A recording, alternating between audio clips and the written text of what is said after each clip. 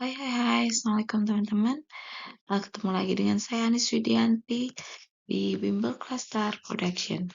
Kali ini kita akan belajar matematika kelas 10 dengan materi fungsi kuadrat. Oh ya, buat teman-teman yang belum subscribe, bisa loh untuk segera subscribe. Nah, subscribe itu gratis. Dan juga untuk lebih mendukung berkembangnya channel belajar kita ini. Oke, bagaimana rangkuman dan juga latihan yang akan kita pelajari bersama pada materi fungsi kuadrat ini, teman-teman bisa ikuti video ini sampai habis.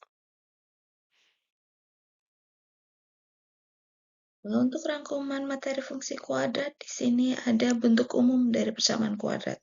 Mungkin teman-teman sudah tahu ya, bahwa bentuk umum persamaan kuadrat itu adalah fx sama dengan ax kuadrat plus bx plus c dengan syarat a tidak sama dengan 0. Nah, apabila a-nya itu sama dengan 0, nah yang ini sama dengan 0, maka fungsinya akan menjadi fx sama dengan bx plus c. Nah, di sini bukan bentuk dari persamaan kuadrat. Makanya disyaratkan bahwa persamaan kuadrat itu adalah a tidak sama dengan 0. Kemudian karakteristik dari fungsi kuadrat,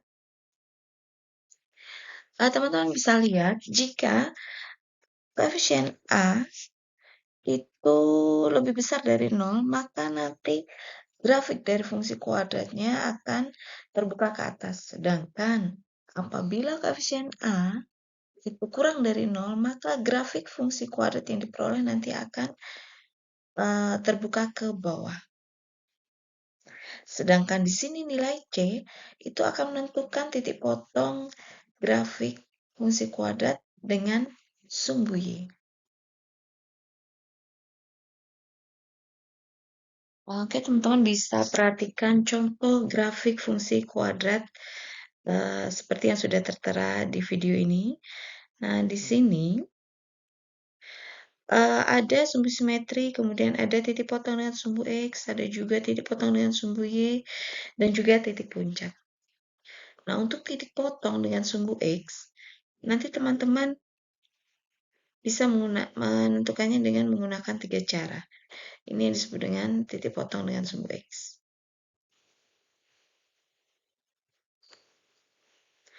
Nah, nanti teman-teman bisa menentukan titik potong dengan sumbu X tersebut dengan cara satu memfaktorkan persamaan kuadrat, kemudian dengan menggunakan rumus ABC,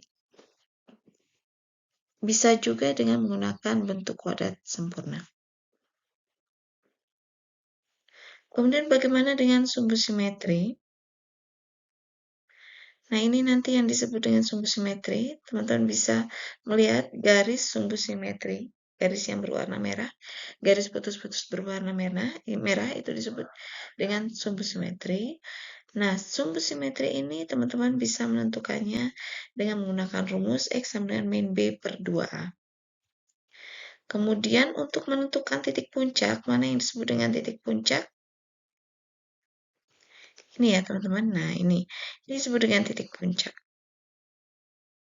Teman-teman bisa mencarinya dengan menggunakan rumus min B per 2A, D per min 4A.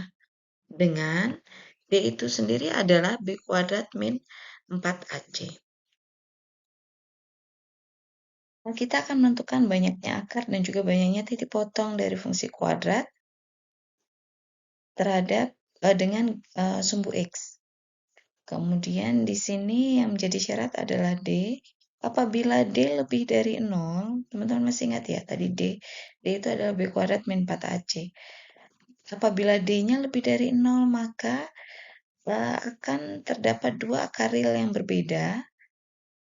Kemudian dari 2 akar real yang berbeda akan diperoleh 2 titik potong grafik dengan sumbu X. Apabila D sama dengan 0, maka terdapat 2 akar real yang sama. Dengan kata lain, terdapat 1 akar real. Sehingga banyaknya titik potong itu 1. Banyak titik potong grafik terhadap dengan sumbu X itu ada 1 titik potong. Kemudian apabila D-nya kurang dari 0, maka fungsi kuadrat tersebut tidak memiliki akar dan juga tidak memiliki titik potong dengan sumbu X. Oke, kalau kita lihat dari grafiknya, teman-teman bisa lihat. Nah, di sini untuk D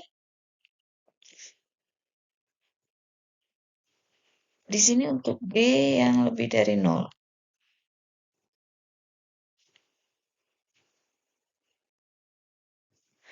Nah, teman-teman bisa melihat bahwa ada dua akar real, 1 dan 3. Nah, ini adalah akar-akar dari fungsi kuadrat. Dari akar-akar tersebut, maka diperoleh 2 titik potong grafik dengan sumbu X. Kemudian apabila D-nya sama dengan 0,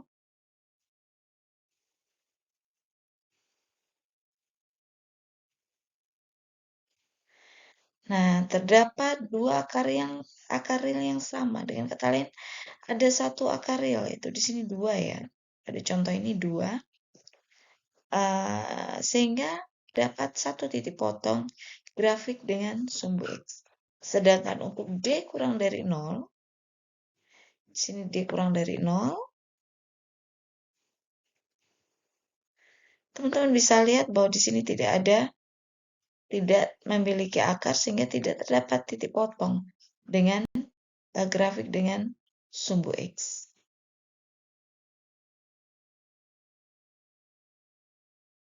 Oke, kita masuk ke latihan. Di sini teman-teman bisa melihat untuk yang A, disediakan 2 buah tiang jembatan yang membentuk grafik untuk fungsi kuadrat, grafik fungsi kuadrat. Nah, untuk yang biru, gambar yang pertama, teman-teman bisa lihat bahwa parabola yang terbentuk dari tiang jembatan tersebut terbuka ke atas, sedangkan untuk yang jembatan yang kedua, parabolanya terbuka ke bawah. Kemudian apabila teman-teman bandingkan dari kedua parabola tadi, parabola mana yang lebih lebar terbukanya, bisa kita lihat bahwa parabola yang kedua itu parabola yang lebih lebar terbukanya ya. Kemudian konstanta dari fungsi kuadrat fx sama dengan ax kuadrat plus bx plus c, yang manakah yang menentukan apakah A, apakah B, atau apakah C, yang menentukan dari lebar parabola yang terbentuk. Oke, kita akan telah satu-satu. Untuk koefisien A, dia akan menentukan bentuk parabolanya. Apakah itu nanti akan terbuka ke atas ataukah terbuka ke bawah. Jadi jelas bukan A. Kemudian untuk yang C tadi koefisien C itu menentukan titik potong parabola dengan sumbu Y. Jadi di sini yang menentukan lebar dari terbukanya parabola yang terbentuk dari grafik fungsi kuadrat itu adalah koefisien dari P.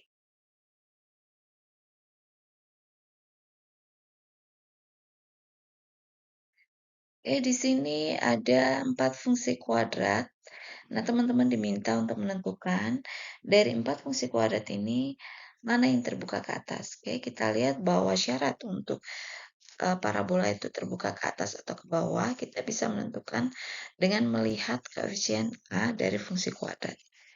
Kita ingat kembali, apabila A lebih dari 0, nanti grafik fungsi kuadrat nanti akan berbentuk parabola yang terbuka ke atas, sedangkan apabila A kurang dari 0, maka grafik fungsi kuadrat akan berupa parabola yang terbuka ke bawah. Oke, kita lihat satu-satu. Untuk yang A, koefisien A dari fungsi kuadrat ini adalah 3. Bisa teman-teman lihat. Sehingga koefisien A itu lebih dari 0. Sedangkan untuk yang B itu negatif 4. Sehingga A-nya itu kurang dari 0. Sedangkan yang C itu negatif 3.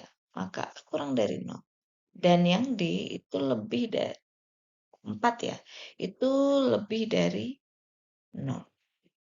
Nah, dengan melihat syarat A tadi, teman-teman bisa menentukan bahwa yang terbuka ke atas itu adalah A dan Oke, untuk soal selanjutnya, fungsi kuadrat yang terbuka ke bawah, teman-teman bisa langsung menentukan bahwa yang terbuka ke bawah yaitu B dan C, karena teman-teman tinggal melihat koefisien dari A. Oke, soal selanjutnya, perhatikan diagram gerak di bawah ini. Di sini disediakan 3 diagram gerak, yaitu yang pertama, kedua, dan ketiga. Teman-teman bisa lihat bahwa untuk yang pertama ini jarak tempuhnya sama, kemudian untuk yang kedua jarak tempuhnya akan membesar, jadi semakin lama semakin jauh. Kemudian untuk yang ketiga semakin lama semakin jarak tempuhnya kecil.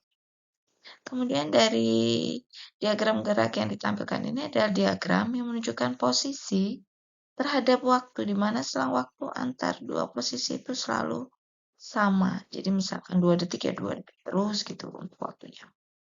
Nah, teman-teman diminta untuk menentukan gambar mana yang akan menghasilkan fungsi kuadrat fx sama dengan ax kuadrat plus bx plus c dengan syarat a kurang dari 0, a sama dengan 0 atau a lebih dari 0. Oke, kita lihat yang pertama. Di sini tidak ada perubahan jarak sehingga grafik yang dibentuk jaraknya selalu sama. Grafik yang dibentuk berupa garis lurus dengan nilai a sama dengan 0. Karena kalau A sama dengan 0, nanti kan fungsinya menjadi Bx plus C. Nah, fungsi Bx plus C itu tadi, kalau kita gambarkan, dia akan berupa garis lurus. Dan untuk yang kedua, di sini teman-teman bisa lihat bahwa untuk jaraknya nanti akan semakin membesar. Di sini jaraknya semakin membesar. Bentuk parabolanya yang terbentuk itu terbuka ke atas, sehingga teman-teman bisa menentukan bahwa A lebih dari 0. Sedangkan untuk yang ketiga, nanti jarak tempuhnya akan mengecil. Jadi dari besar mengecil, sehingga parabola yang terbentuk itu terbuka ke bawah. Ya, teman-teman bisa menentukan bahwa nilai koefisien A pada fungsi kuadrat itu adalah kurang dari 0.